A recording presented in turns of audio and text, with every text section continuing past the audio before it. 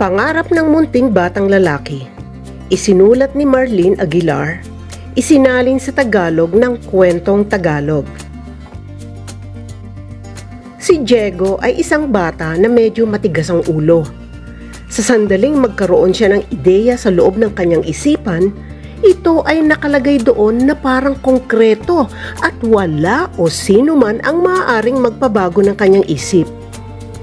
Ginugugol ni Diego ang halos lahat ng kanyang oras, nakaupo sa ilalim ng lilim ng isang puno sa tabi ng pampang ng ilog. Sa ilog na ito, sa tabi ng puno, naglagay siya ng ilang mga bitag ng isda na kawayan at pinagmamasdan niya ang mga bitag na ito buong araw hanggang sa lumubog ang araw, umaasang makakahuli ito ng isda na hindi naman nangyayari.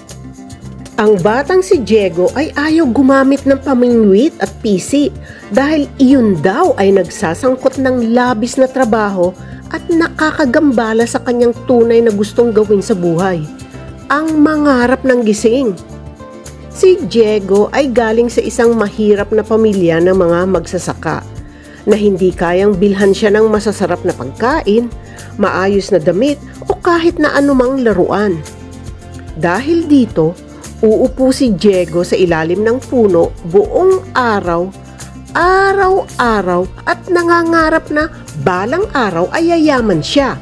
Magkakaroon ng maraming lupain, malaking bahay, magagandang damit, masasarap na pagkain, maraming alipin, at magandang asawa na magbibigay sa kanya ng mga anak. Ngunit higit sa lahat, nais ni Diego na makabili ng kabayo.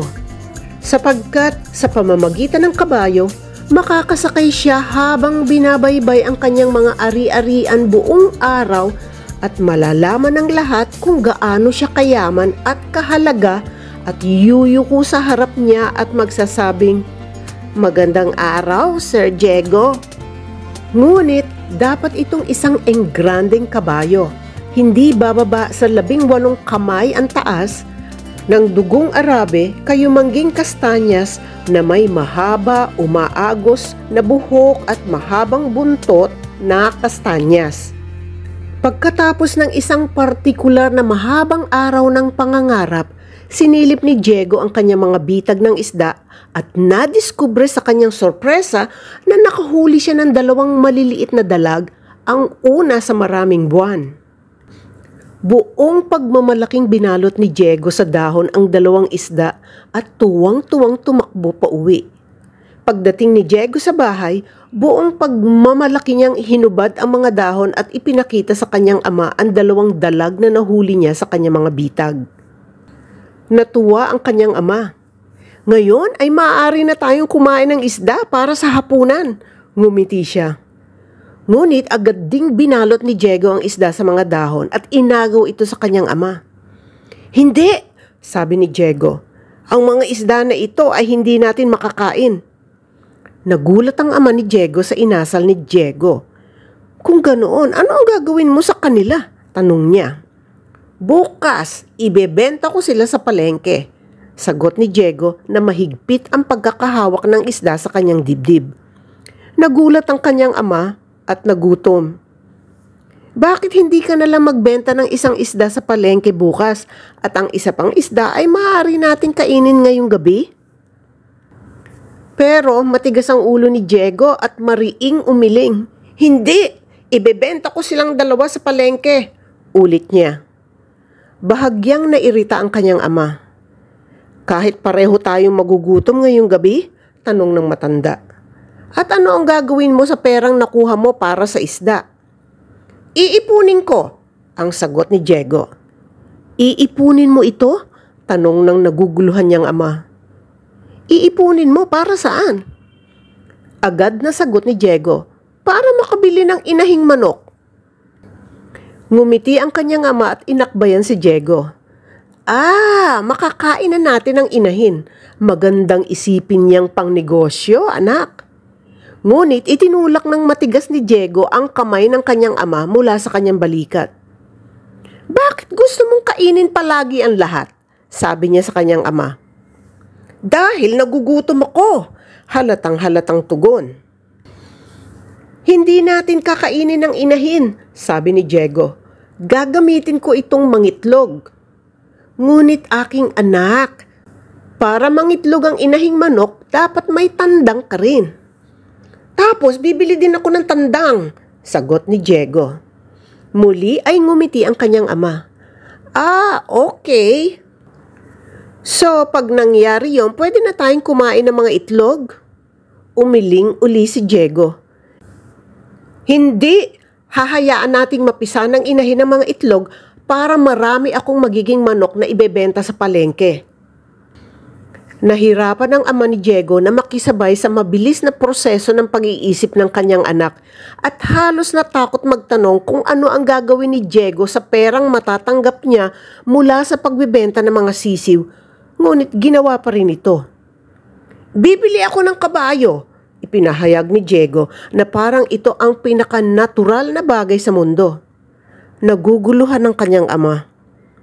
Ngunit hindi tayo makakakain ng kabayo, bulalas niya. Ang kabayo ay hindi makakain, sabi ni Diego habang nakatingin sa kanyang ama na para bang tulala. Para sumakay at libutin ang aking pag-aari. Dahil doon, kinuha ni Diego ang kanyang isda at nagtungo sa kanyang kwarto para matulog magdamag. Nang makaalis na ang kanyang anak sa kusina, umiling ang kanyang ama sa pagkadismaya at sinabi sa sarili, anong klaseng anak ang dinala ko sa mundong ito? Mas gugustuhin pa niyang sumakay ng kabayo kaysa maglagay ng pagkain sa bibig. Nang gabing iyon, maingat na isinabit ni Diego ang 2 dalag sa labas ng bintana ng kanyang kwarto at saka humiga sa kanyang maliit na kama at pumikit. Hindi nagtagal ay nagsimula siyang mangarap na ibenta ang 2 dalag sa palengke. Bumili ng inahing manok at tandang, ang inahing manok ay mangingitlog ng 12 ng mga itlog, hayaan ang inahing manok na mapisa ang kanyang mga sisiw, magbenta ng mga sisiw sa palengke, at bumili ng kanyang kabayong Arabe na kulay kastanyas. Ang kabayo ay may mahabang buhok at mahabang buntot. Ito ay isang napakagandang pangarap. Kinaumagahan, mas maaga kaysa dati, ang tuwang-tuwa na Diego ay tumalon sa kama at agad na sumugod sa bintana upang kunin ang kanyang 2 dalag. Ngunit sa pagkagimbal ni Diego, wala na ang 2 dalag. Ang natira na lang ay ang kanilang labi na mapuputing buto na pinulot ng malinis sa gabi ng mga pusa o iba pang mga hayop. Parang nadurog ang puso ni Diego. Natapos ang kanyang mga pangarap bago pa man ito nagsimula. Nang pumasok sa kusina ang malungkot na Diego, naghahanda na ang kanyang ama para magtrabaho sa bukid. Magandang umaga, Diego, sabi ng kanyang ama. Bakit ang haba ng mukha mo, anak? Akala ko ba sabik kang magbenta ng isda mo sa palengke ngayong umaga? Nang sabihin ni Diego sa kanyang ama na ang kanyang 2 dalag ay kinain ng mga pusa noong gabi, inakbayan ng kanyang ama ang kanyang musmos na anak at sinabing, Anak, walang masama kung mangarap ka. Ngunit huwag na huwag mong hahayaang makahadlang sa iyong mga pangarap ang katotohanan. Kung ang mga pangarap ay masyadong malaki, kung gayon ay maaaring hindi na ito magkatotoo.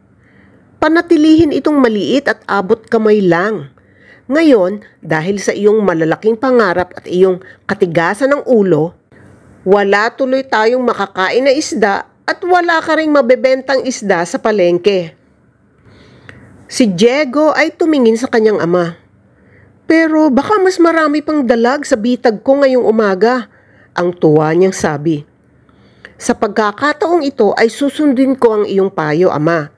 Ipinapangako ko, kung makahuli ako ng 2 isda, isang isda na lang ay ibebenta ko sa palengke bukas at ang isa pang isda ay ating iluluto ngayong gabi para sa ating hapunan.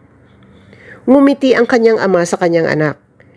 Natutuwa na sa wakas ay nagsimula na siyang makita ang katotohanan.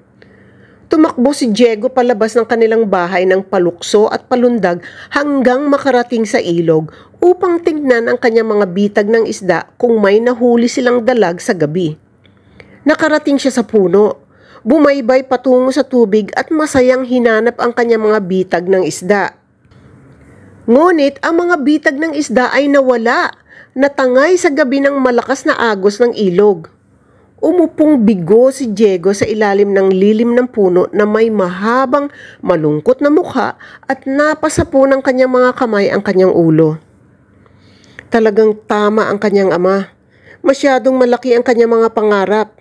Ngayon, ang mga isda at bitag ni Diego ay nawala na dahil lamang sa isang kabayo na hindi pa nangyayari.